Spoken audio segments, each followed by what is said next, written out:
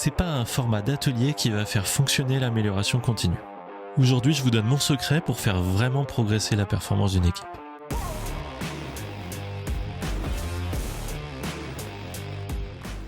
Bonjour, moi c'est David Koss et ma mission c'est d'aider les leaders tech et produits à rendre leurs équipes vraiment géniales.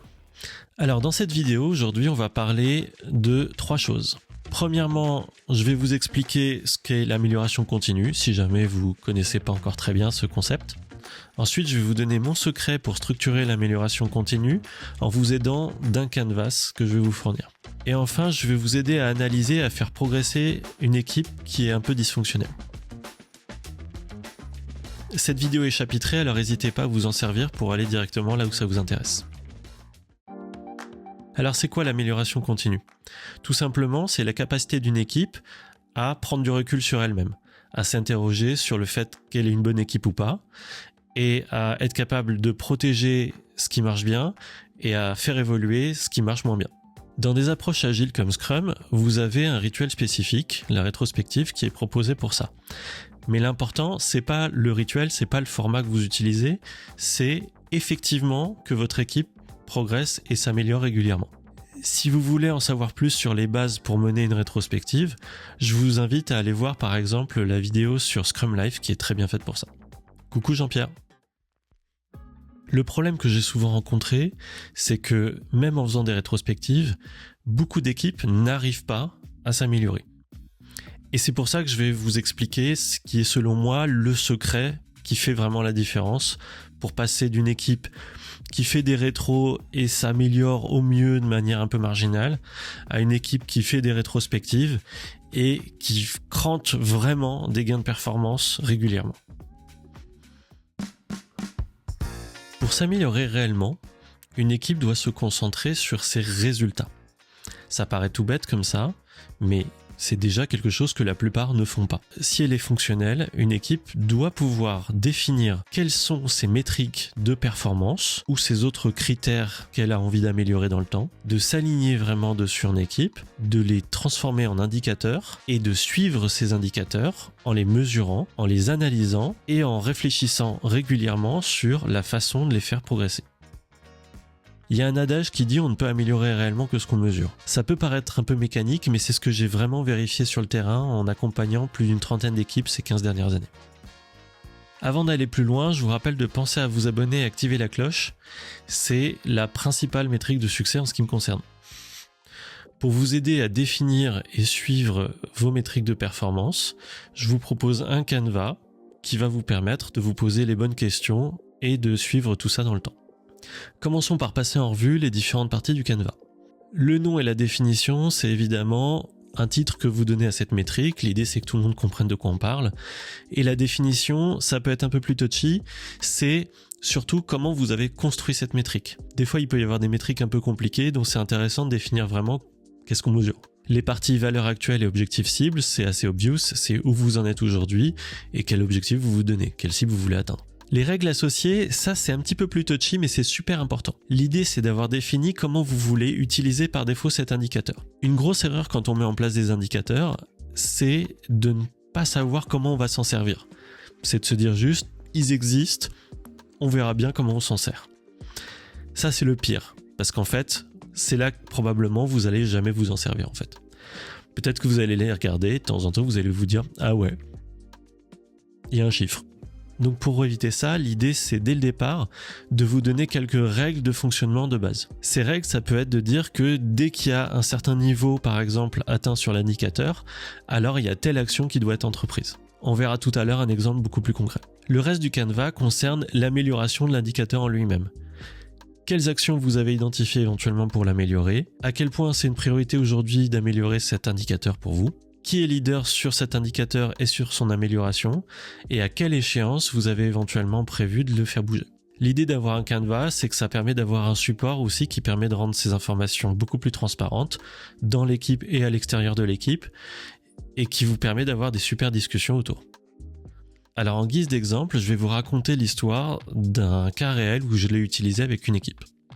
C'était une équipe de développement qui travaillait en tant que prestataire d'une très grosse entreprise dans le milieu de l'énergie. Au démarrage, je les avais coachés et on avait défini ensemble quels allaient être les indicateurs de performance de l'équipe. Donc on avait commencé par organiser un atelier avec toute l'équipe et je leur avais posé cette question.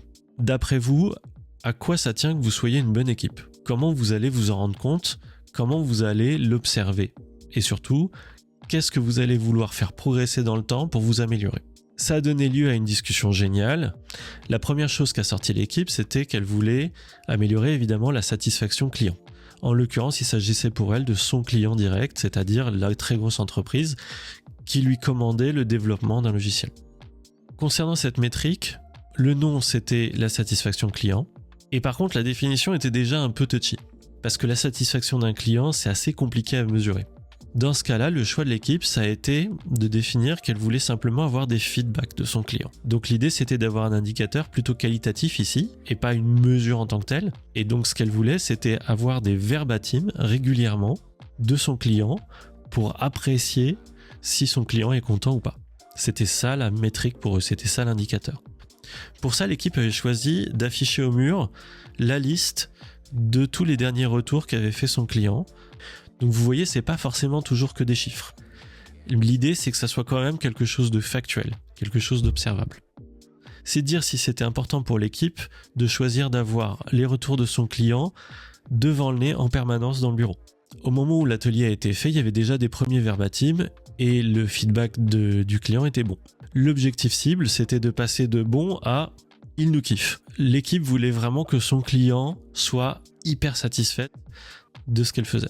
C'est là que c'est intéressant que l'équipe se challenge sur un certain niveau d'ambition, évidemment. Alors pour la règle associée, une des craintes de l'équipe, c'était surtout de ne pas avoir de feedback, c'est-à-dire de travailler pendant un temps dans une espèce d'effet tunnel et de ne pas savoir en fait si son client était content ou pas de ce qu'elle faisait. L'équipe avait choisi de définir que si elle n'avait pas de retour de son client pendant plus de 3 jours, alors elle devait être proactive à aller lui demander un retour. Ce que ça montre, c'est que ce qui était important pour l'équipe, c'était vraiment d'avoir un retour constant de son client. Et donc de se dire que si il n'y avait plus de retour pendant un certain temps, alors il fallait être proactif et aller en demander. Ce choix, ça avait été évidemment à la suite d'une discussion où ils s'étaient demandé quel serait le pire scénario possible pour eux. Et en fait, ils s'étaient rendu compte que même s'il y avait un mauvais feedback du client, c'était quand même intéressant parce que ça allait leur permettre de s'améliorer.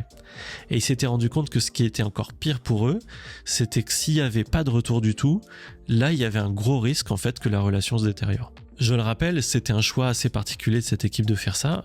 Je ne dis pas à tout le monde de faire pareil, mais vous pouvez vous en inspirer si vous voulez, c'est quand même assez intéressant comme parti pris. Comme je vous ai dit, cet indicateur était déjà bon pour l'équipe, mais ils voulaient que ça devienne excellent.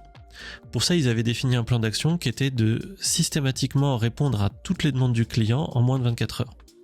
Ça peut être un peu subtil, mais vous voyez la différence entre la règle associée à la métrique et le plan d'action. La règle concerne comment on va réagir à un événement observé sur l'indicateur, par exemple l'absence de mesure pendant un certain temps, alors que le plan d'action consiste à dire comment on va faire progresser la métrique.